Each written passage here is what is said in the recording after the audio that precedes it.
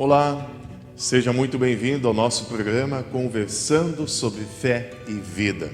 Eu sou o pastor Rudinei Valdir Mas, pastor da paróquia Cristo de Dourados, Mato Grosso do Sul.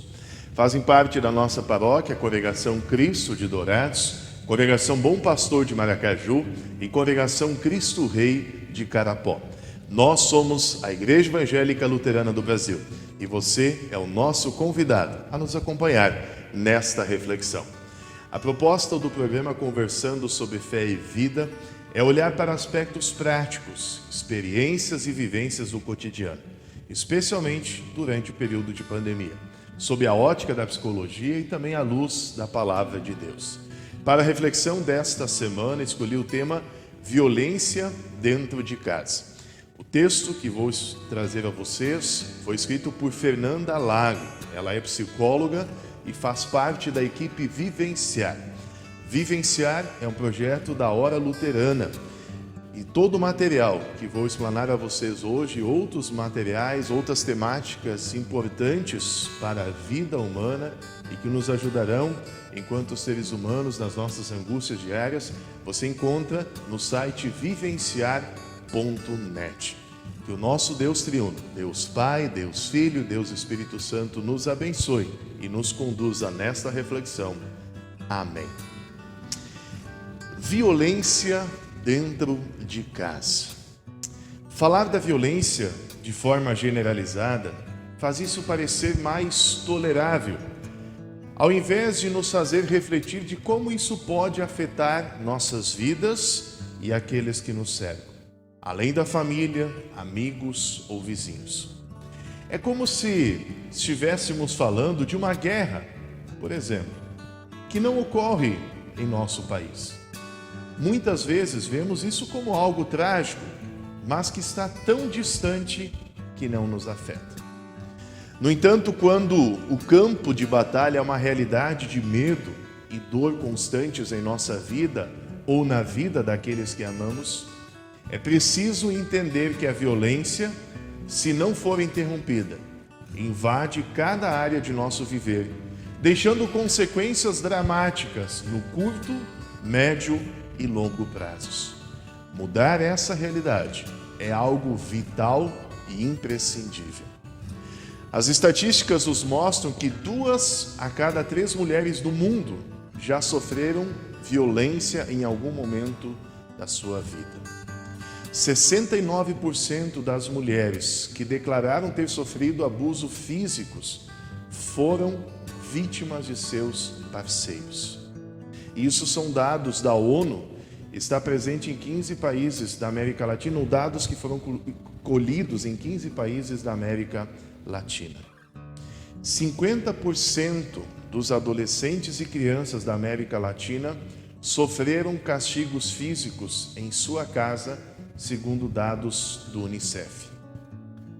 Outro dado, 80% dos casos em que a vítima é um homem, quando o homem é vítima de violência, a denúncia é feita por familiares, porque o homem tem vergonha de se expor. Existe todo um contexto em jogo. A violência, ela é uma realidade sociocultural que não pode ser negada. E nem podemos ser indiferentes a ela.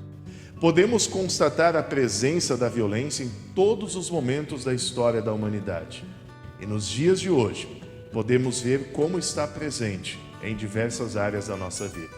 Na convivência social, nas decisões políticas, nos meios de comunicação, nos filmes, na música, nos esportes, em campo e online. A tudo isso, podemos somar o crescimento do estresse, que pode ser observado em escala mundial como resultado das exigências do estilo de vida, da competição profissional, da situação econômica, da luta pelo poder, pelo controle, enfim, estresse pela velocidade com que a sociedade atual passa por mudanças.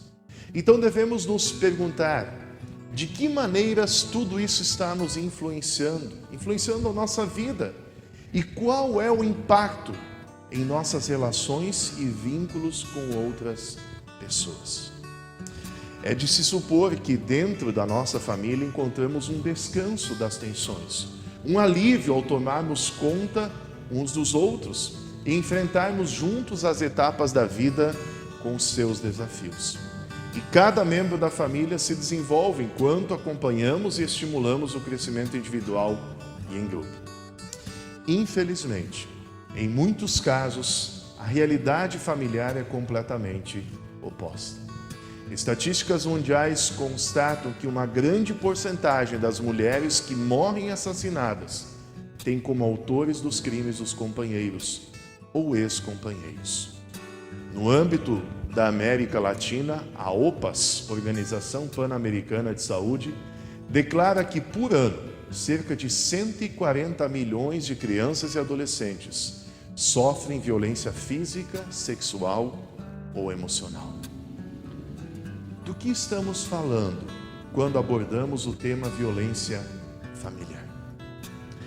Você sabia que existe maior probabilidade de uma mulher ser agredida em casa por seu companheiro do que por um estranho na rua?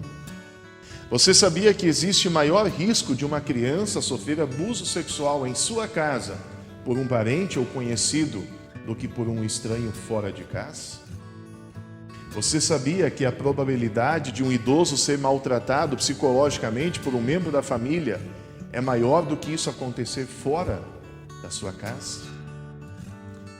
Quando se fala de violência familiar, há uma relação de dominação destrutiva de um dos membros da família para com o outro, com o objetivo de que o dominado obedeça e seja submisso. Em uma tentativa de controlar a pessoa, aquele que domina a vê como objeto para descarregar a sua ira, a sua frustração. Qual o resultado disso? A pessoa dominada não se desenvolve, não tem autoestima e sua individualidade e seu senso de justiça são anulados por uma desconsideração total de seus direitos, liberdades e capacidades.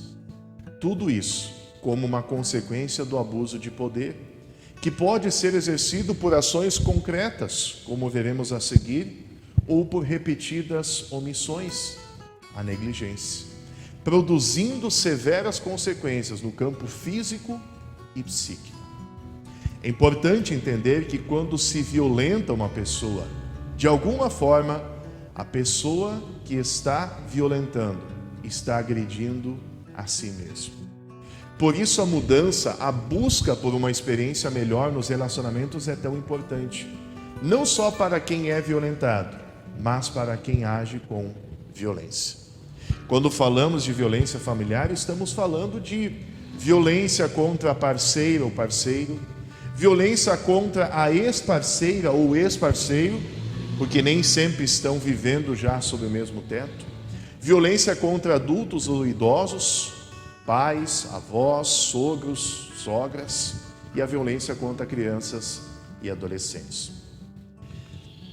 Ou seja, a violência pode ocorrer entre pessoas de uma mesma geração e também entre pessoas de gerações diferentes. A pergunta que podemos fazer é como se manifesta a violência.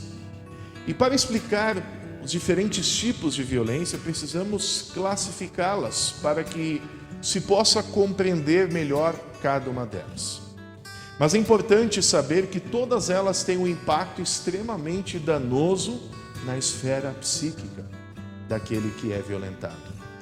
Falamos de violência física quando alguém faz uso de força com o próprio corpo, chutes, socos, pontapés, ou com objetos, queimaduras, facadas, pedaços de madeira ou de ferro, armas de fogo.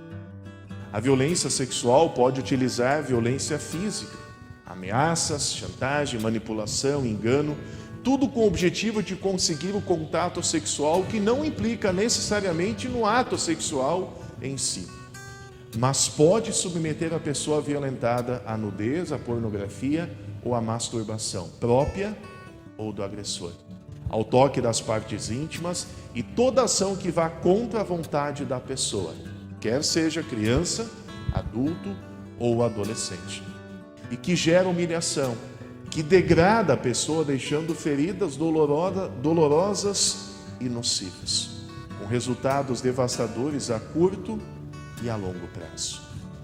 Claramente se enquadram aqui os casos de exploração sexual. Um outro tipo de violência, e que muitas vezes é difícil de identificar, é a violência psicológica. Porque há uma tolerância ou falta de conscientização social e cultural sobre alguns aspectos. Outra dificuldade na identificação é porque não se demonstra tão facilmente a violência psicológica, quando esta ocorre em um ambiente íntimo ou fechado. Esse tipo de violência envolve ações como palavras e gestos, gritos, manipulação, insultos, ofensas, ameaças e até restrição do espaço da pessoa. Todas essas ações causam danos à saúde mental e emocional da pessoa, deixando feridas e consequências que irão se manifestar de diferentes formas. Um outro tipo de violência é a violência econômica ou violência patrimonial. Muitas vezes não é percebida ou tratada com importância porque parece menos prejudicial do que as outras que citamos anteriormente. No entanto, podemos defini-la como qualquer ação ilegítima que implique danos à sobrevivência da vítima e se manifesta através de perda, subtração, transformação, ocultamento, destruição ou retenção de qualquer item, instrumento de trabalho, documento ou recurso econômico destinado à satisfação das necessidades da vítima. Estamos falando, por exemplo, de uma apropriação indevida de algo que não foi decidido em conjunto com a pessoa, deixando-a desamparada, sendo que ela teria o direito de possuir esse bem. Geralmente, esse tipo de violência se dá principalmente entre adultos, entre casais ou de um pai ou uma mãe contra os avós. Mas alguns casos se aplicam às crianças, quando os pais têm condições de suprir necessidades básicas específicas dos filhos, mas não o fazem por negligência ou para pressioná-los. É um exemplo bem típico de violência econômica. E a pessoa que violenta? Algo que é muito importante saber e entender é que a violência não é transferida geneticamente, mas é sim um comportamento adquirido, aprendido. É um processo pelo qual a pessoa, sem encontrar formas responsáveis e saudáveis de comunicar-se ou resolver conflitos, exerce um abuso de poder através de distintas formas que para ela são legítimas. Inúmeras investigações constatam que quando as crianças são expostas repetidamente a um ou vários tipos de violência, como estas que mencionamos, têm mais chances de aprender esses padrões de comportamento, que geram sequelas psíquicas similares aos efeitos de uma guerra. Isso se transmite de uma geração a outra, pelo exemplo violento, e faz com que muitas crianças reproduzam esse comportamento na sua juventude, e depois na fase adulta, e depois também na sua família. Outra face dessa realidade dramática é que as crianças que aprendem a ser submissas e indefesas por medo ou por maus tratos serão afetadas negativamente em suas capacidades, na sua autoestima, a visão que têm do mundo e das pessoas, ficando vulneráveis diante de um perfil agressivo ou áspero. Isso vai condicionar o desenvolvimento da sua capacidade de se relacionar no futuro e definir a forma como irá se relacionar. Se falamos de desenvolvimento e aprendizado, podemos falar também de uma reeducação, no sentido de recriar a história pessoal e trabalhar o relacionamento, respeitando ao outro, respeitando sua identidade, o seu poder de decisão. É preciso criar um vínculo com decisões que sejam mútuas e livres, sem submissão de um ou outro, sem manipulações, ameaças ou castigos. Claro que esse é um processo que leva muito tempo e demanda compromisso total da pessoa violenta. Principalmente, é um processo que precisa de orientação e acompanhamento de um profissional da área. O mesmo vale para a pessoa que viveu um tempo prolongado de submissão à outra. Esta deve reaprender uma forma saudável de se vincular e relacionar. Construir uma boa autoestima que permita recuperar o seu valor pessoal, sua importância como pessoa, sua dignidade e seu amor próprio. Essa pessoa deve amar-se de uma maneira que lhe permita construir pontes nas relações baseadas em respeito mútuo, em cuidado, em confiança e, especialmente, na liberdade e firmeza de estabelecer limites quando necessários. A violência deixa feridas muito profundas, que, se não forem tratadas adequadamente, ficarão abertas e expostas para sempre, levando a pessoa violentada a buscar um caminho que pode ser autodestrutível, que vai só adormecer a dor já vivida. O problema é que, se não se coloca um limite, um ponto final, o comportamento violento se mantém ou piora, e a sensação de estar em defesa domina a pessoa violentada.